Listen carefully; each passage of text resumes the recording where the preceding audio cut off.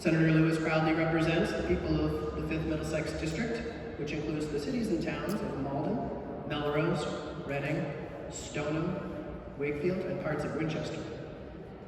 Since his election to the Senate in 2014, Senator Lewis has been a progressive leader for the district and the Commonwealth. He's long championed educational equity and led the effort to pass the Student Opportunity Act in 2019, landmark legislation to ensure every child in Massachusetts has access to high-quality public education. Senator Lewis also led the effort to raise the state minimum wage to $15 per hour and to create a new universal paid family and medical leave program, for which he was recognized by being named an honorable mention for the 2018 Bostonians of the Year Award by the Boston Globe. Senator Lewis is a member of Senate President Karen Spilka's leadership team. He serves as the Senate Chair of the Joint Committee of Education and Chair of the Senate Ethics Committee. He also co-founded and co-chairs the legislature's Zero Waste Caucus and the Middlesex Felons Caucus.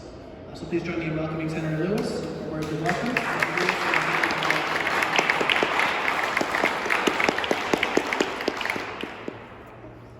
Thank you so much, Adam, for the kind introduction. And good morning, everybody. It's wonderful to welcome you all to the State House today, and I'm so pleased to be able to be part of this wonderful convening back here in person today. And I want to start by saying how much I admire and appreciate the work that you all do, every day to make our communities more equitable and more just. The work that you're doing around human rights is, I can't imagine anything more important than that work. So thank you for what you do. Thank you for being here. Let's start today's convening by acknowledging that this event is being held on the ancestral land of the Massachusetts peoples.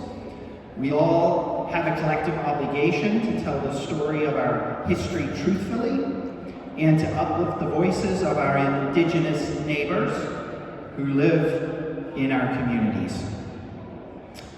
At the state level, as you may know, we are in the process of revising our racist state seal and flag. But that, of course, is just the first step in advancing greater justice for Indigenous people in the Commonwealth. Today's convening, of course, is focused on health equity, and this was a topic that was brought into even sharper focus during the pandemic. Dr. Martin Luther King Jr. once said, quote, "Of all the forms of inequality, injustice in health is the most shocking and inhuman." And indeed, the health inequities that we see here in the city of Boston and all across Massachusetts are shocking. You may have seen that just last week, the Boston Public Health Commission, in a new report, showed that there is a 23-year difference in life expectancy across two Boston neighborhoods that are 2 miles apart. In the Back Bay, the average life expectancy is 92 years, while in the area around Nubian Square in Roxbury, the average life expectancy is 69 years. 82% of those people living in the Back Bay area are white, while 87% of those folks living in the Roxbury area are people of color. The report also highlighted many persistent health inequities in chronic disease outcomes by race and ethnicity. For example, in 2021, the diabetes mortality rate for Black residents was 3.2 times higher than for white residents. The rate of emergency room visits for asthma was 4.4 times higher for Latinx residents and 9 times higher for Black residents than for white residents. And of course, we could go on from there. Several years ago, I was proud to work with former state representatives Byron Rushing and Jeff Sanchez to create a new Massachusetts Office of Health Equity, which currently now sits within the Department of Public Health. And I have been pleased to see a much greater focus on addressing the social determinants of health and reducing health disparities across our state government agencies, our municipalities, our healthcare providers, and many different community groups. But as those statistics that I shared a moment ago reveal, we still have a lot of work to do when it comes to health equity.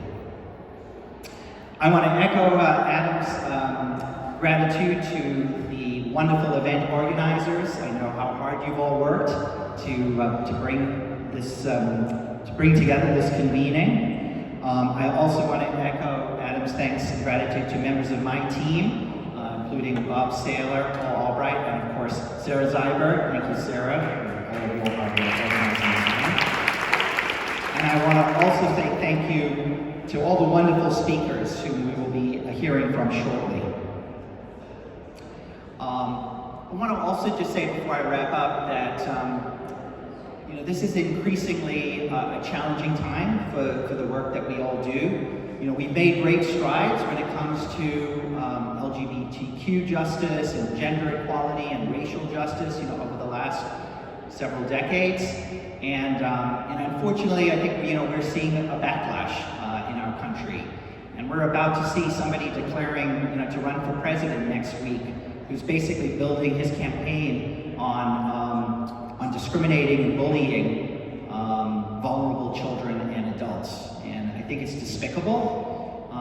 And we need to all stand up and speak out against this, because unfortunately that kind of rhetoric and that action leads down. We're not immune from that in Massachusetts. Our communities are not immune from that way of thinking. And so again, it's more important than ever that each of us stand up and we do everything we can in our own power to make sure that we are working to make each of our own communities and our Commonwealth and our nation more just and more equitable. So thank you. I hope you leave the State House today re-energized to engage in the hard work of advancing human rights in the Commonwealth. And thank you again.